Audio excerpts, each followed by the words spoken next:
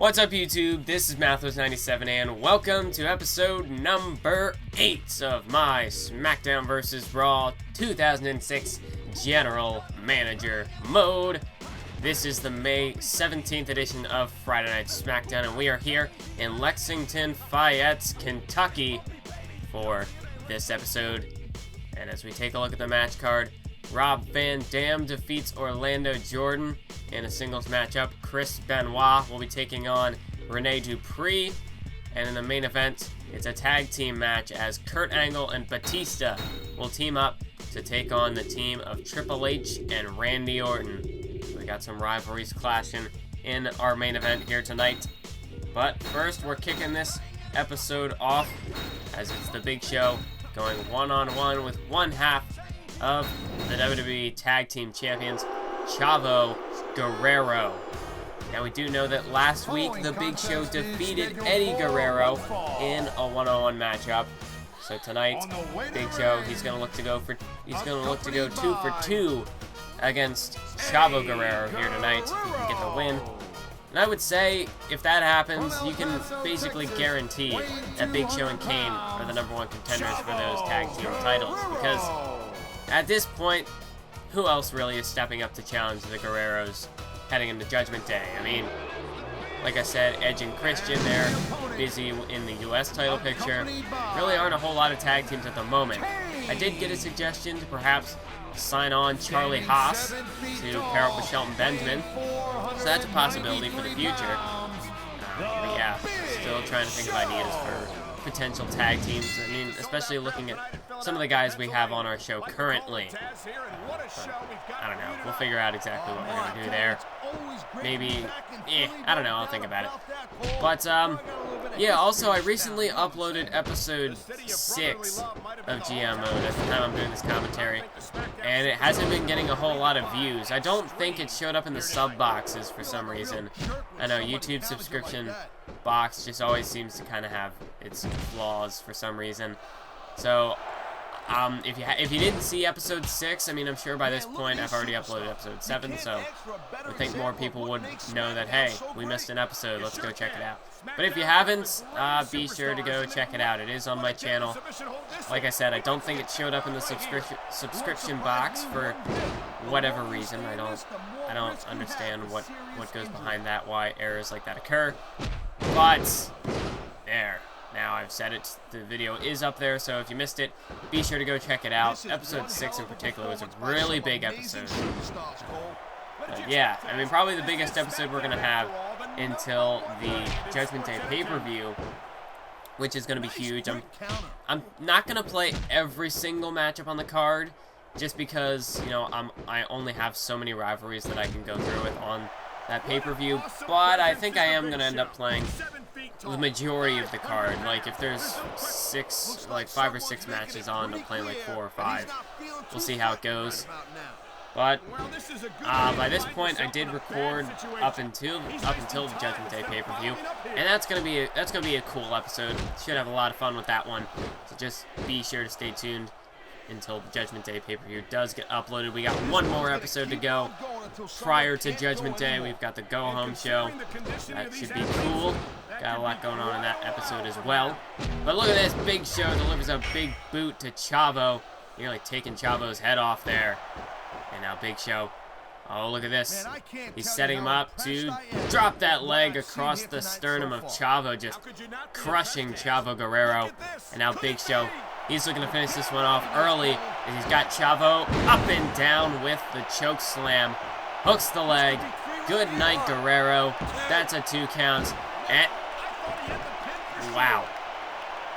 Wow. I don't believe it. Chavo Guerrero somehow digging down deep, kicks out of Big Show's choke slam. I mean, we've come to expect that from Eddie Guerrero, but I was not expecting Chavo to kick out of that choke slam. But he is one half the tag team champion, so he is going to have to show some endurance. But Big Show's not having any of it. Delivers a second choke slam, and that's going to be it. Good night, Chavo. 1, 2, 3. This time, Chavo's not getting up. He was very lucky to have kicked out of the first choke slam. Even that surprised me, but Chavo definitely did show his endurance here tonight. He was able to, he was able to at least take some punishment from the Big Show, but in the end, he wasn't able to put up much of a fight, and all it took was just one more choke slam to put him away. So Big Show and Kane, that basically confirms that they're the #1 contenders for the tag team titles. We should be seeing Los Guerreros taking on Big Show and Kane at the Judgment Day pay-per-view. So be sure to stay tuned for that when that takes place. We already know that we've got Kurt Angle taking on Triple H for the World Heavyweight Championship. Not sure what kind of stipulation that match is going to be, or whether it's just going to be a straight-up one-on-one fight. But now we're looking at a man who has been struggling as of late in pursuit of the United States Championship. Of course, there was a triple threat in episode 6 that Chris Benoit, he had the opportunity to win the United States Championship in the triple threat match against Christian and Edge.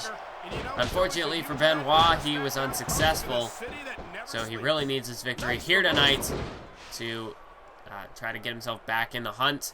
Although he was defeated by Edge in a first blood match in the last episode of SmackDown.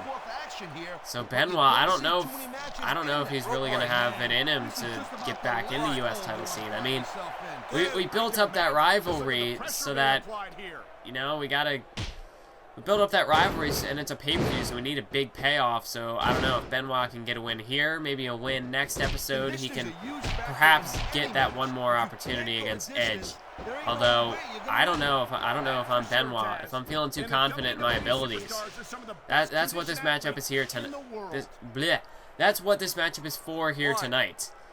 If Benoit can defeat Rene Dupree, then Benoit can at least develop some more confidence in his abilities, because he hasn't won very many matches since the beginning of GM mode. Benoit has really been on the losing path. So he could really use a win over Dupree here tonight. Whereas we take a look at Dupree, he's been teaming up with Orlando Jordan. He's been losing a lot of matches as well.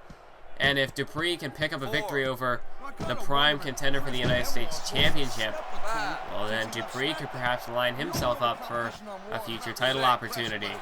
Look at Benoit now, locking in the STF out on the outside. Of course, it's not in the ring, so no pinfalls or submissions can occur. This is not a Falls Count Anywhere matchup. This is not a hardcore match. It's just a straight-up one-on-one matchup here tonight. And look at this. Benoit locking in the cross arm breaker here. But of course, Dupree's foot is under the bottom rope, so that's going to force a rope break. And Benoit forced to break the hold as we fast forward ahead a little bit in this matchup. As Benoit, he's taking it to Rene Dupree, bringing the fight to Dupree with the triple German suplex right there. And Dupree, he's down. Benoit's gained the advantage. Referee, once again, doesn't know how to get out of the way. And I was thinking this was WWE 2K15. I hit L1 to cancel it and instead put the ref in the cross arm breaker. So I guess that's what the referee gets for always getting involved in the matches. He hasn't called disqualifications. Remember a few weeks ago where Edge blatantly got involved in the match and the referee didn't call disqualification, so maybe Benoit's got a little bit of beef with the referee, trying to get some revenge on the ref here tonight. But I don't know, these 06 referees, man, they are an interesting case. I mean, whether it's they're not moving out of the way and getting hit and disqualifying people, or they're not calling disqualifications when they should be when people interfere in a match. I don't know. I honestly don't know what to expect from these referees anymore. Are we gonna see a referee versus Benoit match at some point? I gotta be honest, that actually would be kind of cool. Maybe I could create a created wrestler that looks just like the referee and have him. I have no idea. But I don't know what to expect from these referees anymore. But as we can see now, back to the matchup at hand. Getting away from my side tangent as Benoit. He just had a nice submission hold box in there, and Dupree just wearing him down, if I can remember what words I'm trying to say. And now look at this, just wearing down the arm of Dupree. Of course, he's already gone for that cross arm breaker, so Benoit trying to pick apart that arm, perhaps try to weaken his opponent for the crossface. Does end up locking up that arm at some point. Oh, Dupree was attempting a neck breaker, and now Benoit with a German suplex, dropping Dupree on the back of his head. And look at this. Benoit going to the top rope for the diving headbutt. But it was blocked by Dupree, and the ref is down again. Oh boy. Referee down. We need the medics or something. Benoit, he was attempting the diving headbutt, but unfortunately for him, Dupree got the knees up and was able to block it. And now Dupree, this is his opportunity to gain control in this one. It's his opportunity to put Benoit away here. Dupree has him over there, back into a corner. Look at this, going for a back suplex right there. And Benoit is down. Dupree, he's got the advantage at the moment. He can't afford to let this opportunity slip away. Nice belly-to-belly suplex there to Benoit. And now Dupree, he's got Benoit down. Can he put him away? Dupree now. Oh, what a move. Driving the knee into Benoit's knee. And now just really wrenching back here. The knee is not supposed to bend that way. Dupree just really trying to wear Benoit out here while he's got the chance. Try to perhaps set him up for a finishing move. Let's try to finish him off. As Benoit, though, back to his feet. Delivered a nice kick to the gut, but there's a counter by Dupree. Now Dupree rakes the eyes of Benoit. And here's Dupree going for that neck breaker, but again, it's blocked by Benoit. And Benoit now taking down Dupree with those shots right to the lower back. And now drives an elbow into the heart of Dupree. Drives another one. And Benoit hits the third elbow right there. Just wearing down Dupree at this point. And now Benoit to the top rope, looking for an elbow drop off the top rope. Didn't quite connect flush, but he did get enough of Dupree to do some heavy damage there. And wait a minute. This isn't a no disqualification match. What is Dupree doing with the ring bell? But Benoit gets the ring bell away from Dupree. And now Dupree, well, maybe he was just trying to sucker Benoit in there. Abdominal stretch locked in. Benoit, could he submit here? No, Benoit. He refuses to tap out. Dupree, he's going to have to do something else. And you can see Benoit just holding his ribs there. He's taking a lot of damage. But wait a minute, counter by Benoit. And now he's got it applied. The crossface, the crippler crossface locked in by Chris Benoit. And Dupree's got no choice. Dupree forced to tap out by the crossface. And Chris Benoit, he scores a much-needed victory here tonight on SmackDown, forcing Rene Dupree to submit, to tap out. And that's going to be a nice booster to Benoit's confidence. Perhaps we could see Benoit challenge for that U.S. Championship at the pay-per-view just yet. I don't know. We're going to have to see what goes down in the next episode to find out where that situation goes. But look at this. Kurt Angle countering the submission hold by Triple H. And now has a single leg Boston Crab here locked in. And just look at the torque on that leg of Triple H. Of course, Triple H, his infamous torn quad injury that made him miss a year of in-ring competition back in the early 2000s. And Kurt Angle perhaps trying to use that to his advantage. Going to work on the leg of Triple H, try to soften him up for the ankle lock. Meanwhile, Randy Orton, he's out on the outside. Benoit, I'm still focused on the last match. Kurt Angle delivering some nice knees to the face of Triple H. So this is a matchup. We get to see two of our rivalries merging into one here. As really, the whole rivalry between Orton and Batista all started in episode 6 at that Battle Royal where Randy Orton just stabbed Batista in the back and put him right in position for Triple H's pedigree to eliminate Batista from the Battle Royal. So Batista now, he wants revenge against Orton. Batista got disqualified last week in his opportunity to face Orton one-on-one. So Batista, he's still got to get his hands on Orton. He got a bit too overzealous in their confrontation a few weeks ago. But now here, well, last week I should say. But here tonight in this tag team matchup, he's got another opportunity to take a crack at Randy Orton, try to beat the living crap out of him here. As we can see, Batista just unloading with the left and right hands to the face of Randy Orton. And Kurt Angle, he continues to go after his rival, Triple H, continuing to work on the leg, the ankle of the game. Nice suplex there by Randy Orton. And now Triple H, he wants to get away from Kurt Angle. Triple H going after Batista now. And of course, you know, Triple H has just been thwarting Kurt Angle's opportunities week in and week out, whether it's Triple H getting himself disqualified. Last week, well, 2 weeks ago in the Battle Royal, where Big Show delivered a choke slam to Kurt Angle, and then Triple H just snuck in for the pinfall. So Kurt Angle, he's definitely getting increasingly frustrated with Triple H. But at Judgment Day, Kurt Angle could perhaps give Triple H his Judgment Day. And Triple H, he's got a lot coming to him in this rivalry with Kurt Angle. Oh, nice German suplex there by Kurt, taking down Triple H. And Kurt Angle now taking a bit of time to, soak it all in. Just, trying to get the fans' support behind him here in this matchup. As we can see now, Orton, he's got Angle in the corner there. And now just unloading with a flurry of right hands to the side of the head of Kurt Angle. Just wearing him down there. So now Triple H has got Batista. And Batista going off the ropes here. Triple H not able to really capitalize on that as Kurt Angle caught him from behind with a nice German suplex.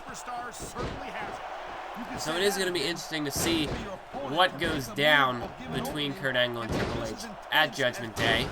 I mean, Triple H, got a nice figure four locked in here. Triple H using a submission hold of his own. But, with this World Heavyweight Championship, we've never really seen...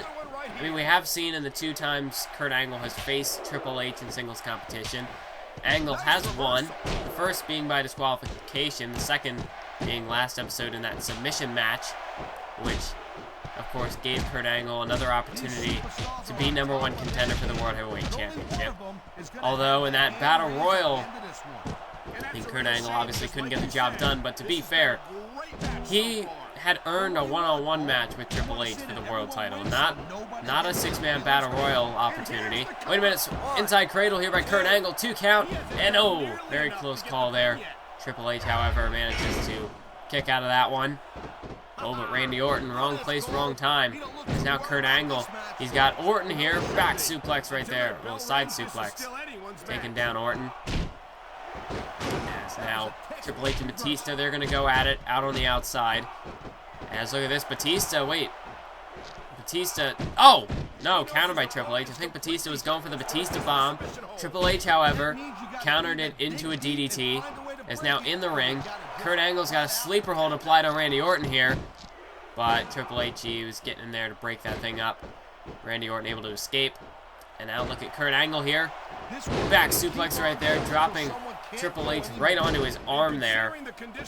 And now Orton just rakes the eyes. Kurt Angle now delivering a drop kick to Orton. As Orton and Kurt Angle continue to go at it. Batista now unloading on Triple H with the right and left hooks. Kurt Angle takes down Randy Orton here. And now Batista just wrenching on the neck there of Triple H. Roll up here by Kurt Angle. Referee, though, he's too focused on the submission hold. Not even bothering to count the pin, and by the time he gets in position, Randy Orton, he's, wait a minute, look at Triple H, inside cradle, Angle slam to Randy Orton, that's a 2 count, and no, Batista kicks out at the last second. And now Kurt Angle, he's got a pinfall attempt on Orton, referee, count the pin, what is he doing? He's just shouting into space. Gave Orton the opportunity to get out of that one. As the referee, he wasn't even counting the pin, he was just shouting into space. I don't understand. What are these referees doing? Who hired these guys? I have no idea, but as we can see now, Batista bomb to Triple H. Wait a minute, now Randy Orton's got a steel chair. What is it with people tonight? These are not no disqualification matches. Angle slit, no. That was a close call for Orton as Kurt was going for the angle slam. Would have landed right on that steel chair, but Orton was able to just slip out of it. And now Angle, a nice suplex out on the floor to Triple H. And now back into the ring. He's going to go after Orton, but Orton was able to strike first. And now Orton, he's going after Batista here. Now Triple H has got his trusty sledgehammer. This is not a no disqualification match, guys. What are you thinking?